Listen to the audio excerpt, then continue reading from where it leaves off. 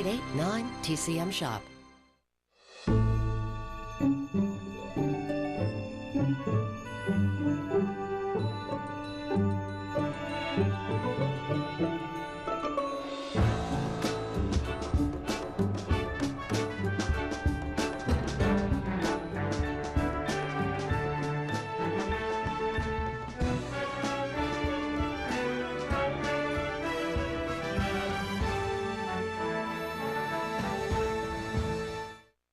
Hi, I'm Robert Osborne. Thanks so much for being here.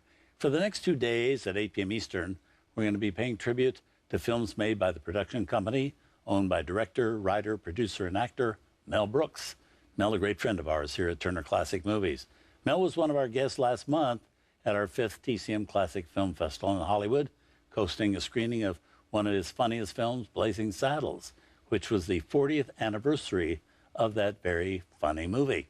Well, during the festival, Mel also joined me at the Roosevelt Hotel in Hollywood to talk about some of the films we're showing right here during our 2-day salute to him.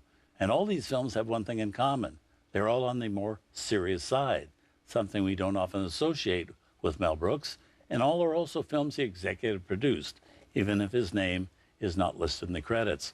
Here's some of our conversation about this next film, which is called Fatso, which is also a TCM premiere. So good to have you here. Well, and I'm particularly happy to be here to talk about these films that we have lined up because they're all films that are not that much identified with you. I'm coming out of the closet. Yes. I really am. I got to tell you, folks. High time. I am the producer of very dark and important movies that I have always kept. I've kept my name and my face away from because I bring a lot of baggage, usually comedy. And when I was going to be producing something like The Elephant Man, you know, if it was Mel Brooks Presents The Elephant Man, you'd expect a much longer trunk or something. Yeah. And so I was very careful to keep, it was always Brooksfilms, if those who knew, you know, really did some detective work. Well, I just find that fascinating that you were able to make that switch. Were you always interested in dramas? I always wanted to do more than just comedies. I went on to love them, and then later in life, I made them as a producer. But I was very careful to keep the Mel Brooks name, which is Pavlovian vis-a-vis comedy, right? Right. My late great wife, Anne Bancroft, made Fatso, and she asked me to help distribute it. So I created Brooksfilms to get Fox to distribute it, and they did a great job. And was that kind of your first one? it was the first one. The dramatic line. And it was very funny, but profoundly moving, very serious. And Dom DeLuise was never better. Right. He was so great. And Anne was great, and she directed it. Right. And was wonderful.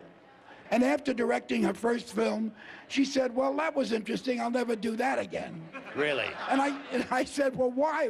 She said, I hate the actors.